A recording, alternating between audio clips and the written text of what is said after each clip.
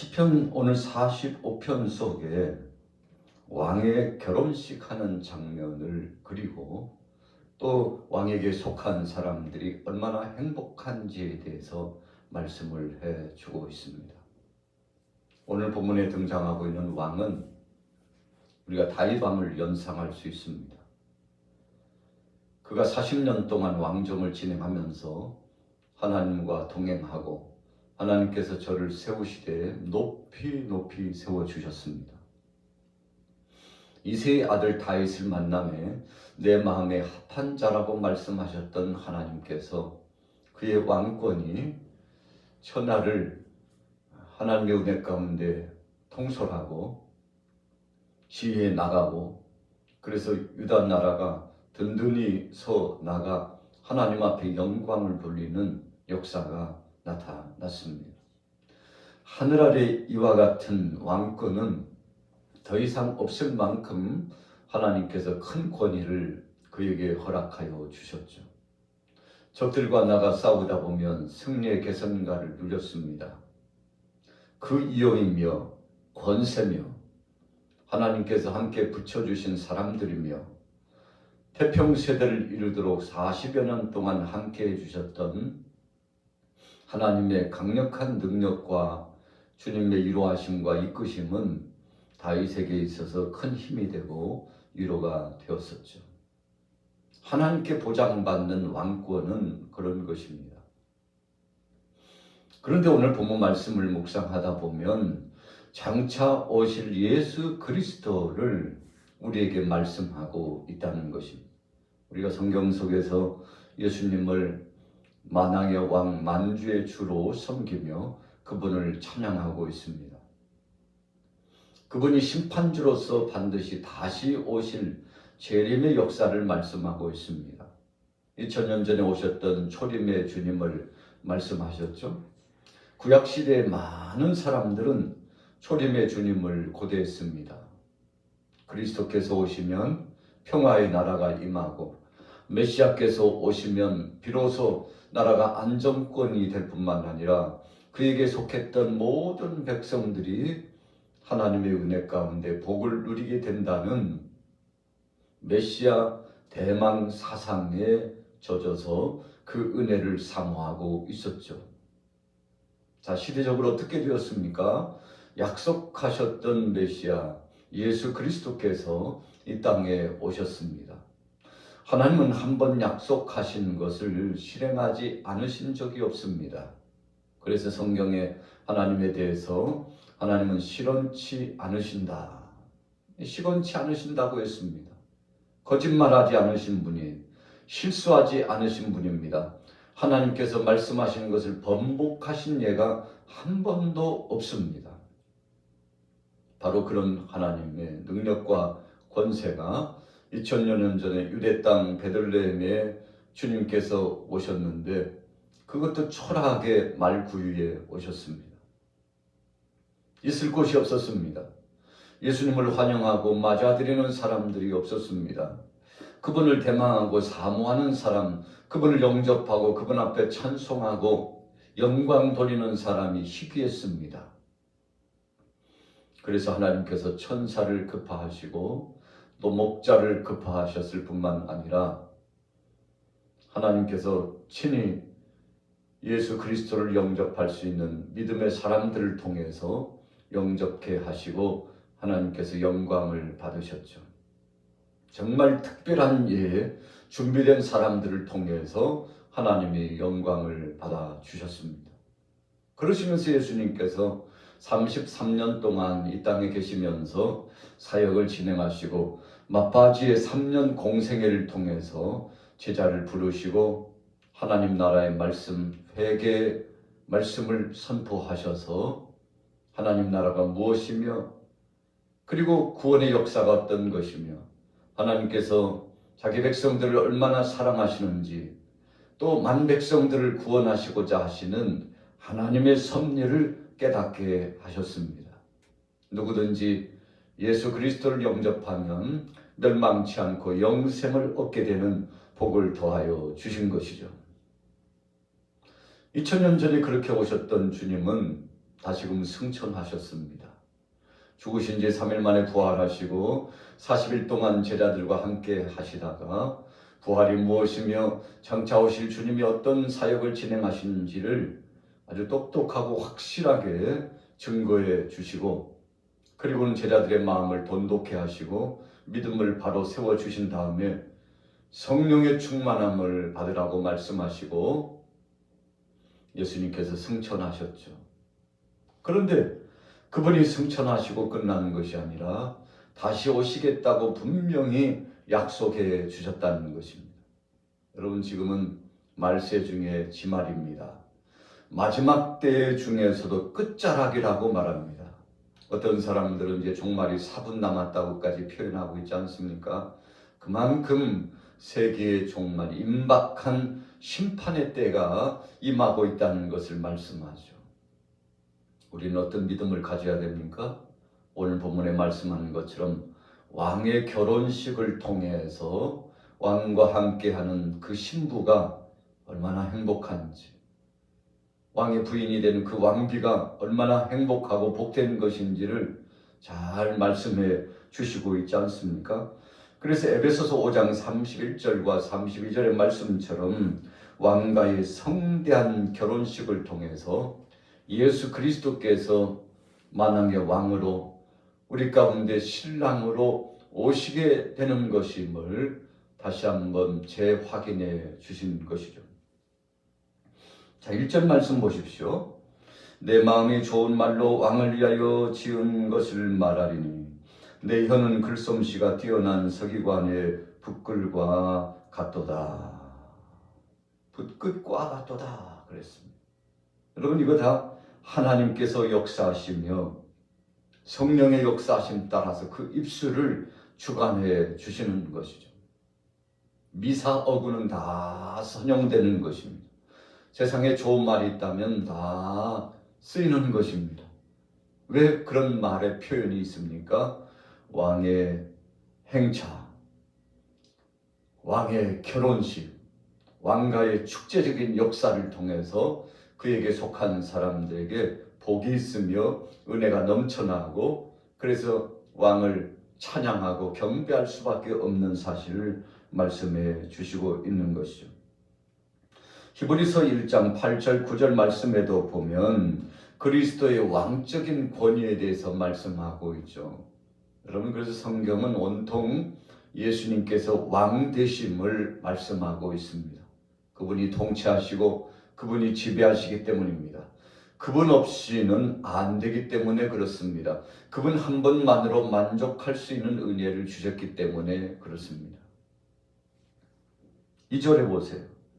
왕은 사람들보다 아름다워 은혜를 입술에 머금으니 그러므로 하나님이 왕에게 영원히 복을 주시는도다.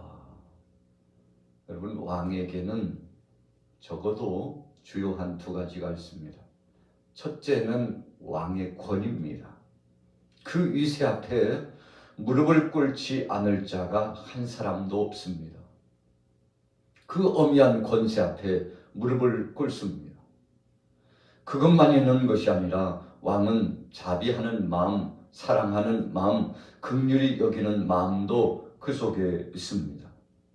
그래서 2절 중반절에 은혜를 입술에 머금으니, 은혜를 입술에 머금으니, 왕께 속한 사람들이 나와서 왕 앞에 경배하면서 그 왕의 은혜 입기를 소원하고 있지 않습니까? 에스더가 아하수에로 왕 앞에 나갔습니다. 왕이 부르지 않았는데 나갔죠. 그런데 아하수에로 왕이 에스더를 긍휼히 여겨주었습니다. 그래서 금호를 내어 밀었어요. 왜 금호를 내어 밀었습니까?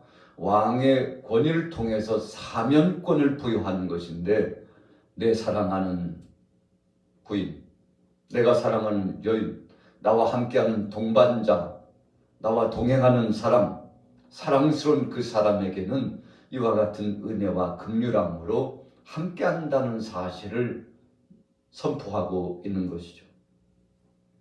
오늘 예수님께서 신랑 되신 그분의 역사를 통해서 함께 하시는데 사랑하는 모든 자녀들, 신부된 오늘 저와 여러분들에게 마치 아수엘 왕이 금모를 내어 미는 것처럼 왕이 은혜를 통해서 사랑하는 왕후 신부를 품어주고 사랑해주고 그와 함께 동행해주고 그에게 최고의 것을 부여하게 된다는 거 아니겠습니까? 자, 3절에 보세요. 칼을 허리에 차고 왕의 영화와 위엄을 입으소서. 왕은 진리와 온유와 공의를 위하여 왕의 위엄을 세우시고 병거에 오르소서. 왕의 오른손이 왕에게 놀라운 일을 가르치리다. 여러분, 오늘 이 3절과 4절은 왕의 위엄과 그 권세가 얼마나 위세를 떨치는지를 말씀하고 있죠. 왕 앞에는 온전히 살아남을 자가 없습니다. 진노하고 그 칼로서 휘두르고 그 심판의 역사로 시행할 때 그분 앞에 온전히 남아있을 사람 없죠. 여러분, 장차 주님께서 호령과 천사장의 나팔로 이 땅에 우리를 부르러 오실 때 모든 사람들이 주님 앞에 나아가 엎드려 경배하게 될 것입니다. 그리고는 심판주로서 오실 주님 앞에 우리는 벌거벗은 형상처럼 다 드러나 보여지게 될 것입니다. 그분 앞에 다 드러납니다. 그런데 그분께서 친히 긍휼히 여겨주시고 은혜로 함께 주셨다는 것이니 얼마나 감사한 것입니까? 자, 45장 10절 11절에 한번 보세요. 딸이여 듣고 보고 귀를 기울일지어다. 내 백성과 내 아버지의 집을 잊어버릴지어다. 그리하면 왕이 내 아름다움을 사모하실지라. 여러분, 왕비가 되고 이 왕후가 되어가지고 왕 앞에 서는 여인들은 아버지 집의 일을 다 잊어야 합니다. 왕비가 되었는데도 왕의 신부가 되었음에도 불구하고 신랑 되신 그 왕 앞에서 과거를 자꾸 추억한다면 여러분, 그것만큼 신뢰는 없죠. 그래서 왕 앞에 들어가서 왕의 가풍에 따라가는 것입니다. 그 법도에 따라가는 것이죠. 신부는 신랑과 더불어서 이제 새로운 삶을 시작한 터에 거기에서 진행되고 있는 모든 법률에 순응하고 함께 동반자가 되어야 하는 것이죠. 그러나 과거를 자꾸만 추억하고 과거로 돌아가고자 하고 그 아비 집으로 가고자 한다면 여러분, 왕과 함께 살아갈 수 없는 것이죠. 그래서 아주 철저하게 말씀을 나타내 주고 있습니다. 내 백성과 내 아버지의 집을 잊어버릴지어다. 여러분, 우리가 예수님을 구주로 영접한 다음에 우리에게 드리워진 행복은 무엇입니까? 그것은 이제 주님과 더불어서 우리는 신부된 자로서 주님이 허락하신 은혜를 누리고 구속의 은총을 체험하면서 우리는 예수님을 신랑으로 맞이한 그 값을 보상 때문에 천국의 시민권자가 되게 되었습니다. 그래서 하나님 나라의 왕자가 되고 왕비와 같은 자가 된 것입니다. 하나님 앞에 영광을 돌리면서 공주와 같은 그런 큰 예우를 받을 수 있는 복된 자가 된 거 아니겠습니까? 여러분, 그래서 새로운 새 세상이 열려지게 된 것입니다. 오늘 저나 여러분들은 천국을 대망합니다. 그래서 찬양 가운데도 이 세상은 잠시 잠깐 지나가는 때요, 이제 하나님 나라가 이루어지고 그 대망의 천국에 들어가게 되면 영생 복락하게 될 것임을 찬양하고 감사하게 되는 것이죠. 여러분, 우리는 바로 그 나라를 사모합니다. 그래서 오늘 본문 말씀은 왕의 결혼식에 대한 말씀을 주시기도 하지만 하나님 나라에 대한 대망, 하나님 나라에 입성하고자 하는 소원함이 함께 나타나 있는 말씀이기도 합니다. 오늘 45장 16절에 보세요. 왕의 아들들은 왕의 조상들을 계승할 것이라. 왕이 그들로 온 세계의 군왕을 삼으리로다. 여러분, 천국 백성의 그 예우를 받고서 그 나라에 입성하게 되면 어떤 역사가 나타나게 됩니까? 바로 거기에서 왕의 조상들을 계승하게 된다 그랬습니다. 여러분, 무슨 말씀입니까? 왕의 아들들은 유산을 상속받게 되는데 천국 백성이 된 그들에게는 하나님 나라의 영생복락의 최고의 것이 선물로 주어지게 된다는 것입니다.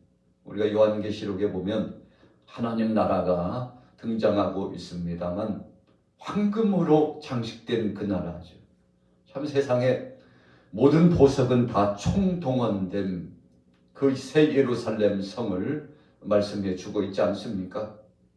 그래서 어떤 사람이 세상에서 황금을 너무 귀하게 여겼는데 천국에 가보니까 도로 포장재, 집을 짓는 재료로 황금이 쓰이고 있는 것을 보고, 야, 이렇게 좋은 나라를 두고서 세상에서 참 황금 갖기 위하여 목숨을 걸고 나갔던 인생의 그 삶의 모습을 보고서 참 안타까웠던 과거의 삶을 추억해 보았다고 하는 이야기가 있습니다만, 여러분, 하나님 나라가 우리에게 주어졌습니다. 그래서 나그네 인생을 살아가면서 때로는 외로움도 있습니다. 고독감도 있습니다. 쓸쓸하고 힘겨운 고통도 있습니다. 참아내기 힘든 질병의 고통이 우리를 엄습할 때도 있습니다. 물질적인 문제, 사람과의 관계 문제, 나라 안에서 살아가는 세상 나라에서의 참 불의하고 편협적인 그런 역사. 여러분, 그래서 세상을 보면 소망이 없죠. 자꾸만 소망이 작아지는 듯합니다. 그러나 세상 나라 말고 하나님 나라를 바라보고 그분이 준비해 주실 것을 생각하면 넘치고 또 넘쳐나는 거 아니겠습니까? 자, 결론입니다. 17절 말씀해 보세요. 내가 왕의 이름을 만세 기억하게 하리니 그러므로 만민이 왕을 영원히 찬송하리로다 그랬습니다. 여러분, 하나님 나라를 소원하는 자들에게는 최고의 선물이 주어지는 거 아니겠습니까? 그래서 8절에 보면 왕의 모든 옷은 모략과 침량과 육개의 향기가 있으며 상하궁에서 나오는 현악은 왕을 즐겁게 하는도다. 왕이 가까이 하는 여인들 중에는 왕들의 딸이 있으며 왕은 오빌의 금을 꾸미고 왕의 오른쪽에 서도다. 여러분, 왕과 또 왕과 함께하고 있는 사람들이 어떤 권세와 또 어떤 은혜를 누리는지를 잘 설명하고 있습니다. 이제 장차 오실 사랑의 주님의 신부된 우리들에게 하나님께서 부여하시는 특권은 참 상상할 수 없을 만큼 귀하고 복된 것입니다. 우리는 그 나라를 사모합니다. 사랑의 주님을 사모합니다. 세상의 어떤 귀한 것도 주님을 대신할 수 없습니다. 하나님 나라를 대신할 수 있는 곳은 아무 데도 없습니다. 그래서 우리는 나그네 인생을 살아가면서 곧 오실 주님, 우리를 부르러 오실 사랑의 주님, 우리를 부르셔서 처소를 준비하신 그곳에 우리 있을 곳을 준비하신 다음에 우리를 불러가실 그 주님을 고대합니다. 오늘 하루를 살아가면서도 여러분들의 가정과 범사에 하나님 나라를 대망하는 사람이 되시기 바랍니다. 밭에 감추인 보화를 발견한 밭지기가요, 자신의 전부를 팔았습니다. 왜 그랬습니까? 그 밭을 사기 위해서 그랬죠. 그 밭에 금은 보화가 가득하다는 사실을 알았기 때문입니다. 하나님 나라가 귀하다는 것을 알면 세상 것 때문에 마음 아파하지 않습니다. 세상 것 때문에 힘들어하지 않습니다. 세상적인 창념에 빠져서 소모적인 삶을 살지 않습니다. 하나님 나라를 대망하는 여러분들 속에 오늘 하루도 복된 은혜가 넘쳐나시고 신랑 되신 주님과 더불어서 믿음으로 승리하기를 예수님의 이름으로 축원합니다.